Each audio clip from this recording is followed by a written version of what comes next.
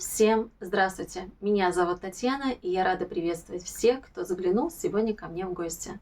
Сегодня у меня очередной вязальный влог, и, возможно, это станет доброй традицией встречаться по понедельникам, где я вам буду рассказывать о том, что мне удалось связать, как я продвинула свои процессы и что я начала нового. Прошедшая неделя была замечательной.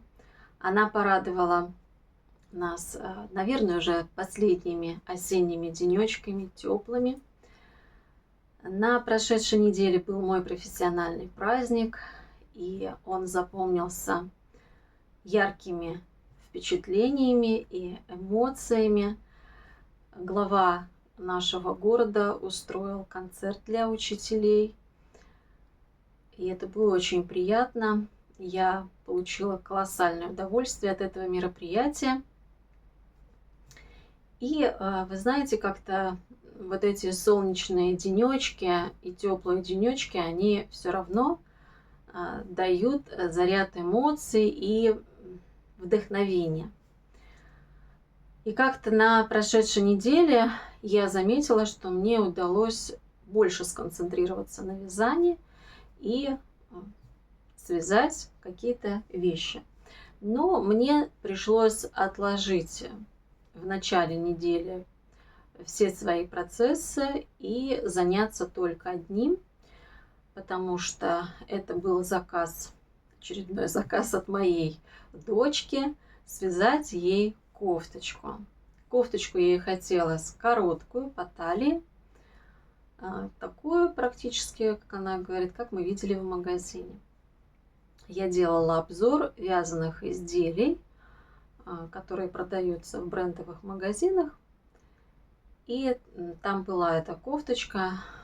Она просила ее купить, но это 100% полиамид. И, конечно же, я ей сказала, что нет, это я тебе лучше свяжу кофточку сама, такую, какую ты захочешь, и из хорошей пряжи.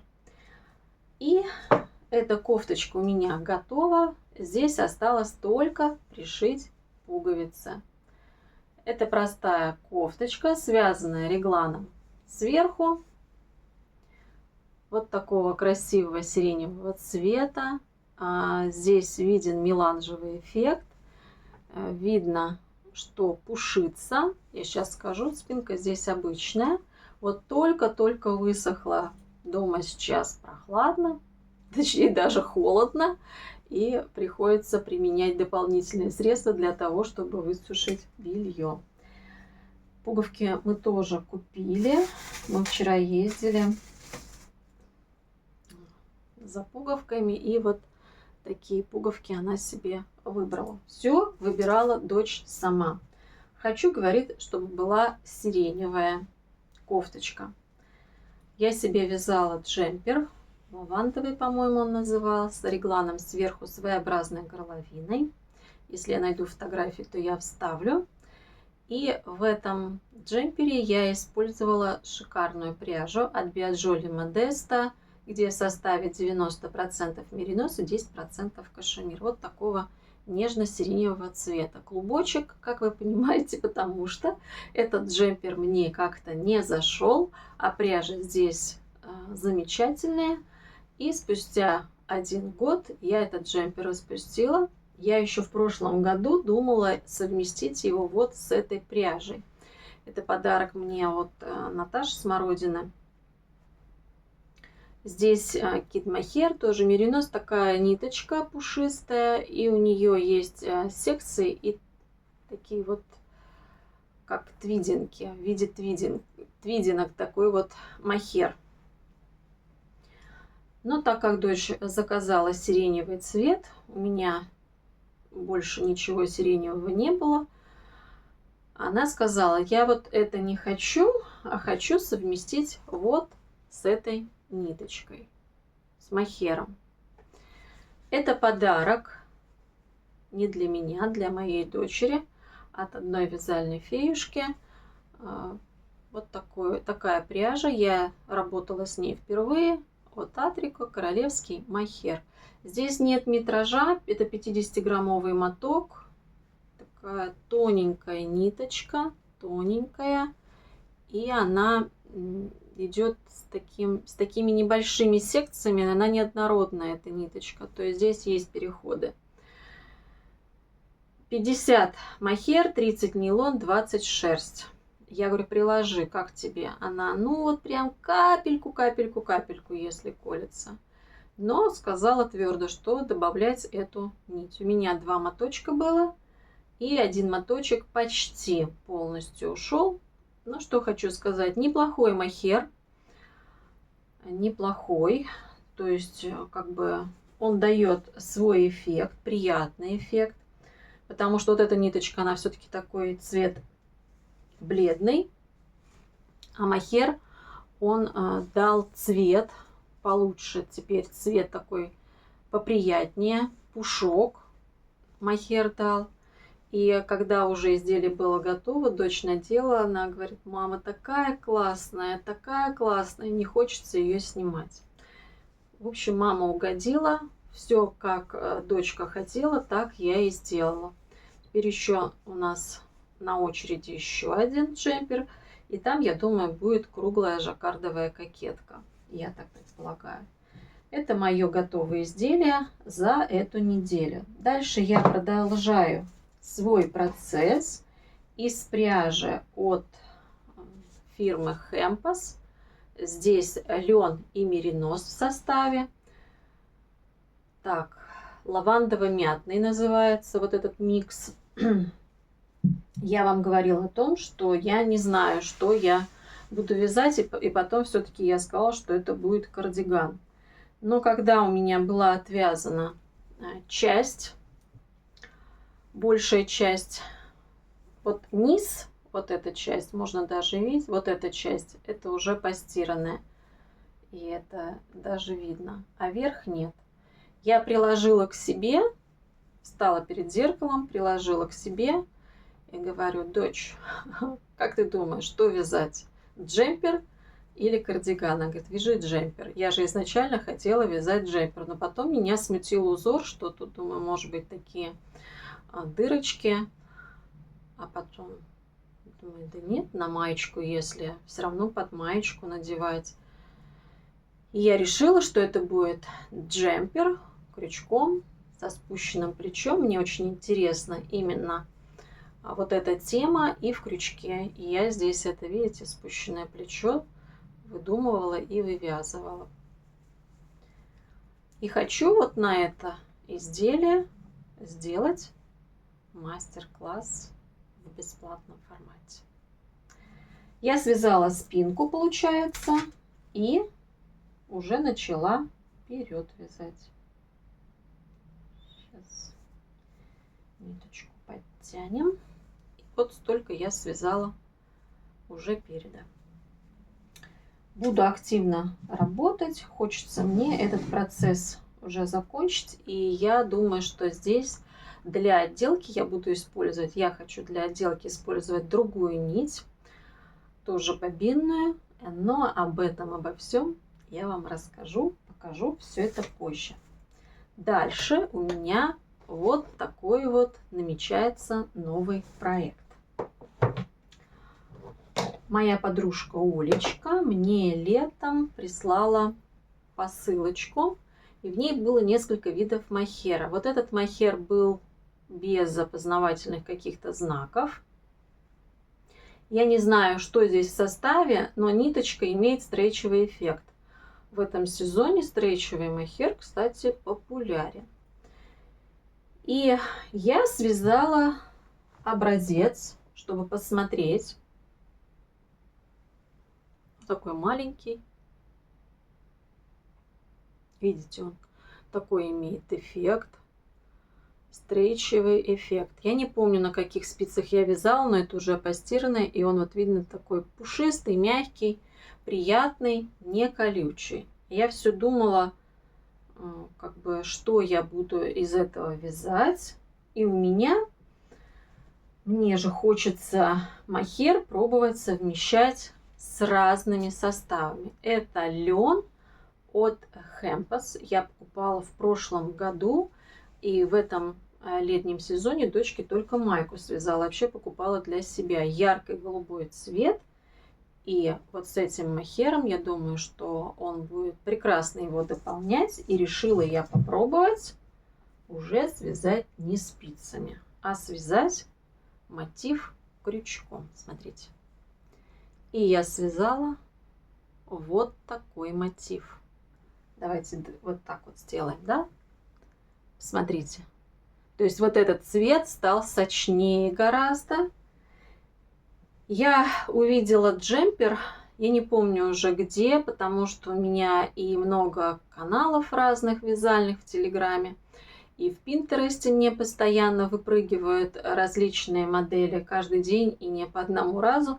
И если что-то интересное, я себе сохраняю в галерее. Я увидела джемпер, крючковый джемпер. Потом, когда я уже стала рассматривать, при увеличении фото я увидела, что он связан мотивами. Вот такими вот небольшими мотивами.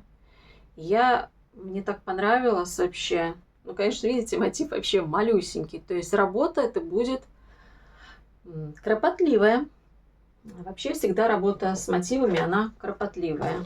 И у меня здесь уже, смотрите, да, моя коробочка уже здесь растет. В общем, сейчас я просто навязываю мотивы. И эти мотивы будут соединяться, ну вот не так, как мы привыкли, да, например, зигзагом мы соединяем в каких-то точках эти мотивы.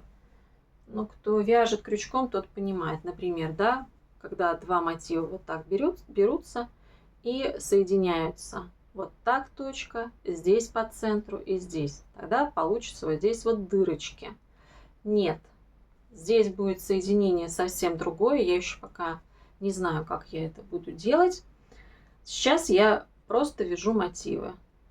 И как бы за один день, пока себе поставила такую цель, за один день связать 10 мотивов. И я не знаю, сколько мне их нужно. Нужно брать какое-то изделие, это все выкладывать, чтобы понимать, сколько это вообще нужно.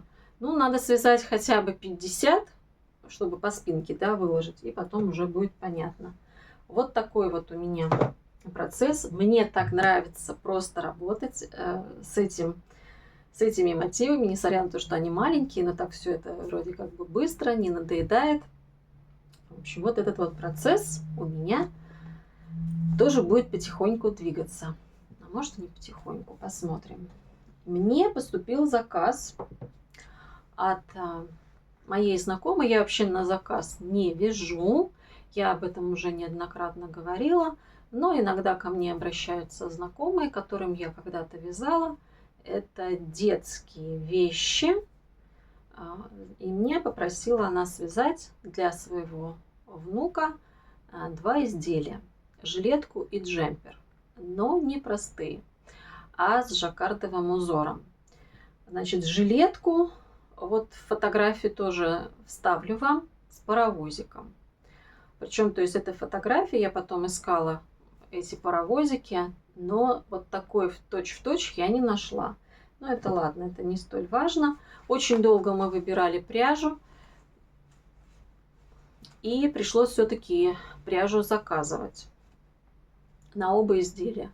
То есть все, что я предлагала, все не особо нравится. Причем, чтобы было определенное сочетание цвета вот в этих вот жаккардах, чтобы, например, не присутствовал какой-то цвет. В общем, как говорится, заказчик всегда прав, он заказывает, да, он за это все платит, поэтому мне не составило труда. Я в Wildberries заказала пряжу. Выбор пал у нас на пряжу от Gazal Baby Wool. Я взяла XL-евские моточки. Вообще я люблю тоненькую ниточку вот в хлопке, чтобы был не XL, а просто Baby Wool. Но я не стала брать ту тонкую нить, а взяла XL размер. И вчера за вечер я говорю, надо спинку мне связать. Я ребенка не видела, мне просто принесли, показали картинку и дали бумажку. Причем там как бы не все мерки, которые мне нужны. Ну ладно. Я думаю, спинка будет обычная лицевая гладь. Вот. И я за вечер вчера половину связала. уже. Просто резиночка 1 на 1 и лицевая гладь. Я хочу вывязать спинку, чтобы мне понять, вот будут обязательно углубления на пройму, потому что потом это будет обвязываться. Сказали, что он очень худенький, и чтобы горловина прилегала плотно, и может быть даже пуговица. Поэтому я решила, что мне нужно вывязать именно спинку, чтобы по ней ориентироваться, как мне вообще вот с этой горловиной. Сейчас я, конечно, вот больше думаю об этом. Вот такой у меня еще процесс. Но меня абсолютно не торопят. Сказали, вообще не горит, как сделаете, так и сделайте. Но если мне поступают заказы, я стараюсь их делать побыстрее. Не люблю, меня это как будто за душу тянет. Вот такие вот дела у нас вязальные. Дочка у меня сейчас увлеклась работой с воском. Хочу вам показать. Вчера я ее возила на мастер-класс, и она сделала вот такую свечу в кокосе. Так мне эта тема понравилась. Она так вкусно пахнет. В прошлые выходные она делала вот такой арома-саше. В прошлом году я покупала такие арома-саше на хендмейд-базарах. Своим девчонкам отправляла. У меня тоже есть в пряже. В шкафах у нас висят вот по одной штучке.